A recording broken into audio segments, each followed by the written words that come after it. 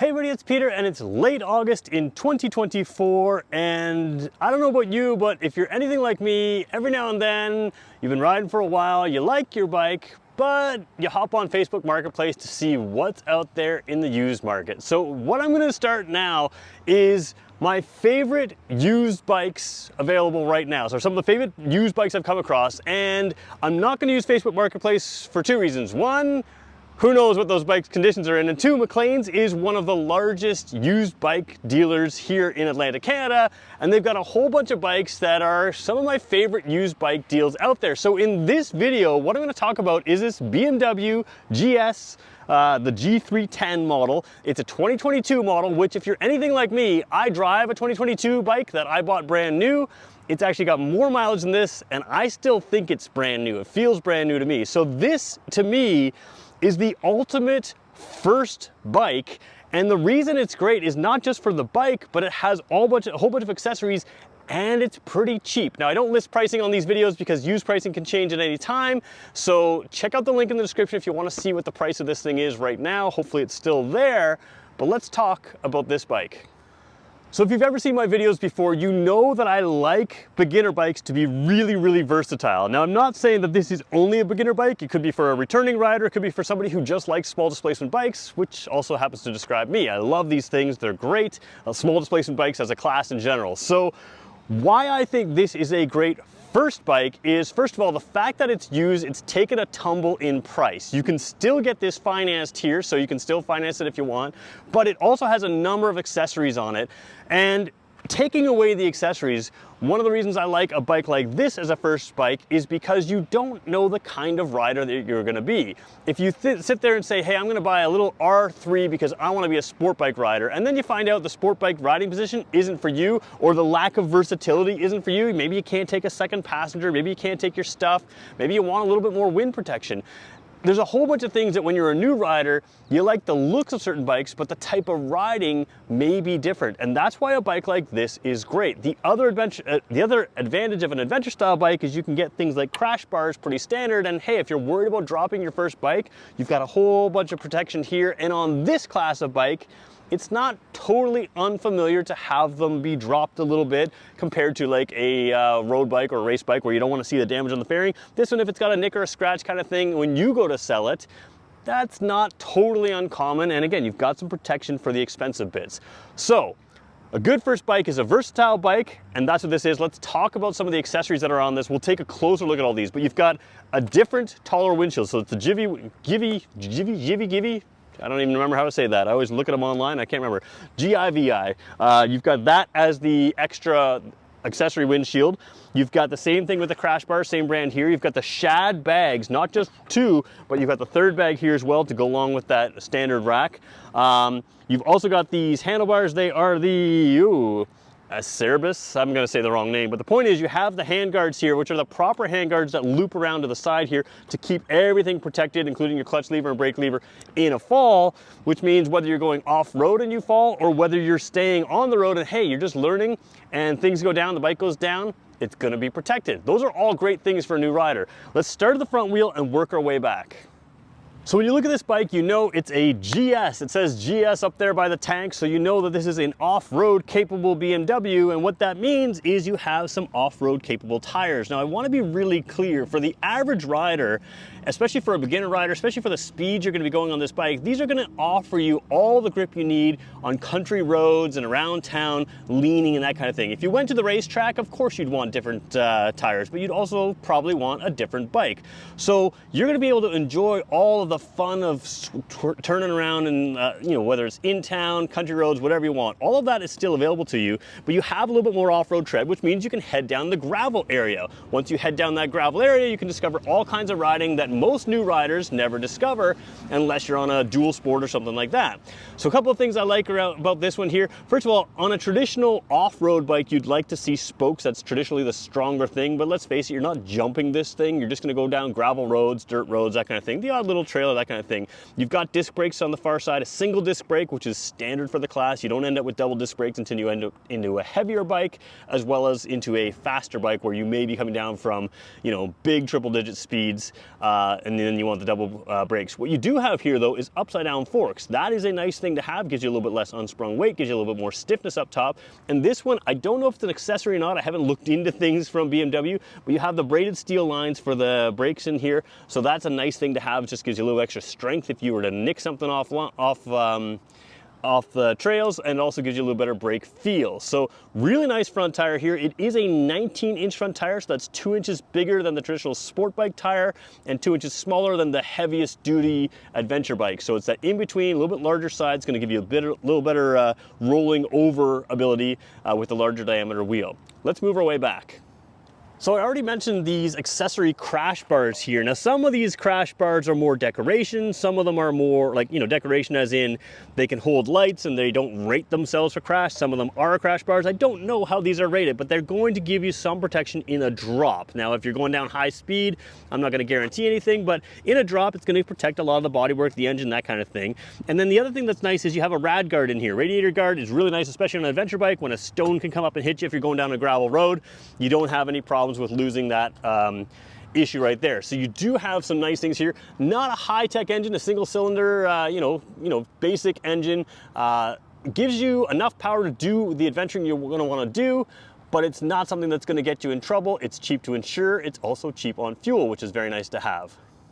Taking a look at the rider's foot pegs here, you see some really nice stuff here. A lot of rider foot pegs in this class are going to have rubber mounting to absorb the vibrations of a smaller displacement bike, and that's fine. This one has that, but what this one also has is this rubber is removable, and you can see that traditional kind of toothed area there, teethed area, the teeth around there, which allows you to take the rubber out and have grip in the mud. So again, you're gonna see that on bigger bikes. A lot of small adventure-ish type bikes really just have street bike pegs on there. This one does not, which is nice to have. And the same thing with the brake pedal here. If we move a little bit forward, you've got the off-road ready brake pedal. All of this makes zero difference on the road to you, but it's nice to have if you get them a little bit dirty, muddy. They don't get so slippery, and you have the ability to go further off-road. So I'm going to show you what it's like for me to sit on this bike in just 1 second. But before we go there, this is also an accessory seat. Now these seats are kind of weird looking, but they're not the vinyl leather-like feel of the regular seats. And a lot of people really like these seats because they keep from getting hot.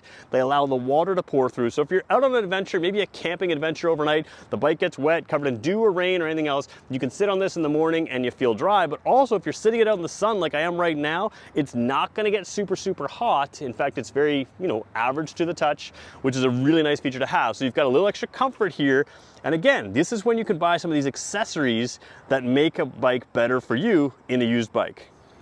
If you're a beginner rider and you're looking for a bike like this, a lot of these smaller displacement bikes are also shorter in length. So they end up with a little bit more of a crowded rider position. Now, because this is an adventure bike, it's also a taller bike. So I'm about 6 feet tall, proportional 6-footer. I'm gonna jump across this bike and you can see that even with all the luggage on here, first of all, I am flat-footed if I stretch, but I'm basically flat-footed here. So it's not that high of a bike if you're an average to taller rider.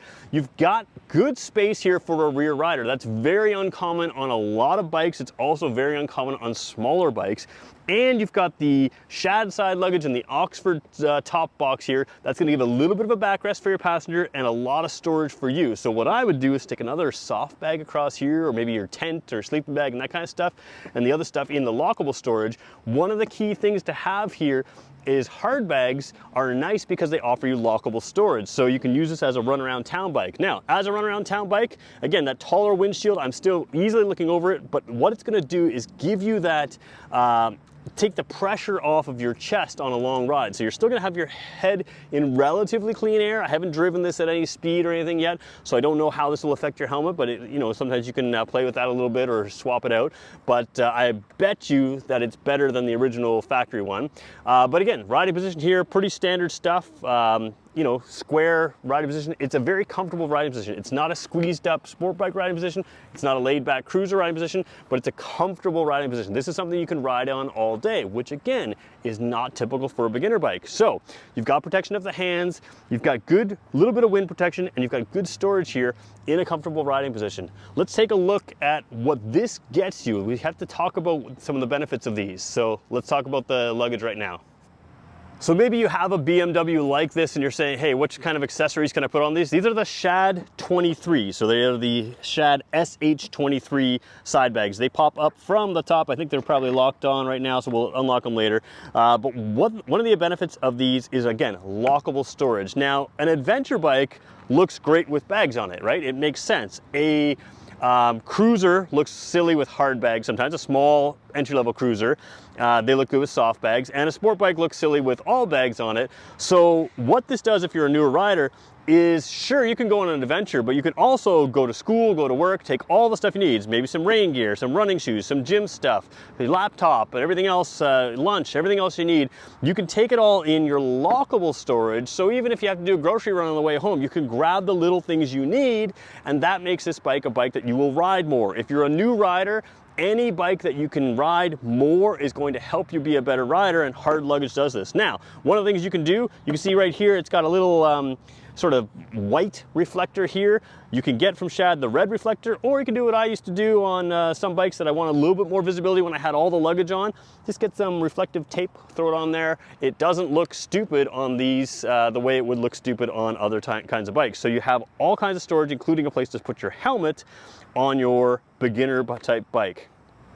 All right, I wrapped my video up and I realized I forgot to film some of the dash and controls here. So if this transition into this section or out of this section doesn't make sense, I apologize. I'm just gonna jump into the dash first. So here's the dash. Before we get to the dash, actually, we should just take a look right beside the dash.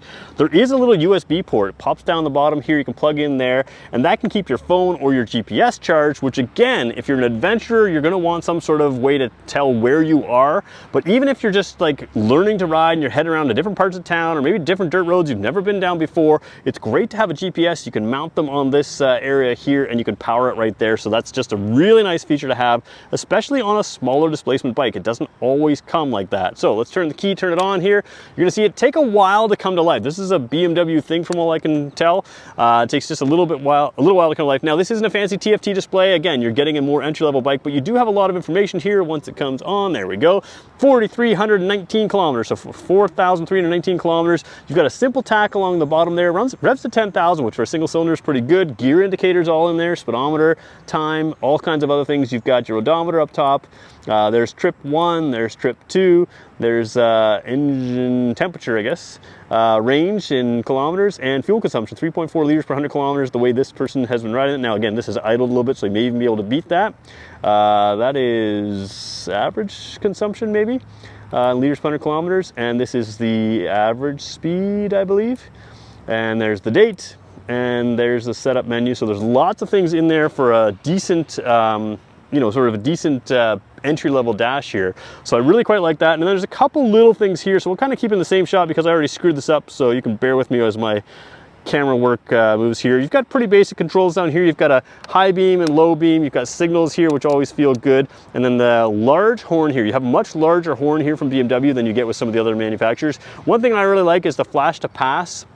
Is a really nice feature just to be able to get some attention with that bright LED light or to flash to pass. So again, headlight, high beam, you can lock it on or you can tap it on right there. And I will point out that both the clutch lever and the brake lever have adjustments for reach. So that is something that allows you to have smaller or larger hands, but it also allows you to change sort of that grab point of the brake or of the clutch lever by adjusting those things out. So the 4 levels of adjustment on this side and about 4 on the other side as well. So some bikes will have more, but a lot of bikes in this class have none. So that's nice to have as well. So those are the controls over there. We're gonna go right across the other side and you'll see just a kill switch and a start switch over on that side with your throttle there. A couple other things I like about decent adventure bikes is The mirrors are a little bit higher up on them. They're not purely for style, and some people don't like the mirrors that are up on the big stalks like this, but they kind of fit the adventure bike rider, and that gives you better visibility. So again, if you're a newer rider, you've got good visibility up over your shoulders or out past your arms. That's pretty good. And again, these handguards are super nice. If you want to go full out, you can get heated grips on a bike like this, but this is going to keep a lot of the wind off you. But also if you head down gravel roads, boom, all those stones that could break a windshield, they're not going to be breaking your knuckles. So that's a nice thing to have. Again, the tall windshield and the handguards are going to give you a longer riding season. Again, if you're a new rider, if you can get out a little earlier in the season, you can go a little bit later in the season because you're not too cold, because your hands are staying warmer with less wind chill effect and your body's staying warmer with less wind chill effect, you're going to learn to be a better rider. The other thing I really like about this, let's see if we can zoom in and see the label there. It doesn't, you can kind of see it says BMW LED. You've got a nice LED headlight on this bike, and of course, being an adventure bike, if you want more lighting, you've got the bars down there. You can add extra fog lights or something like that on this bike as well. So this 2022 BMW G310, which is the GS series, it says GS right here, kind of in a faded out gray on black kind of look. This is one of my favorite used bikes right now that's available because it comes with the accessories that you would probably want to put on if you're a true adventure person or just someone who wants to ride the bike for all kinds of stuff to get more experience riding a bike. Doing your grocery shopping, going on adventures, you can do that. It's still cheap to insure, even for a beginner rider. It's great on fuel, which is a cost that a lot of people forget about. You have to get a bike that's great on fuel, allows you to go farther distances, but also allows you to save some money. This is one of my favorite used buys in late 2024. We're gonna have a whole video series of some of these. There's a whole bunch of bikes I wanna show you, some really cool ones as well.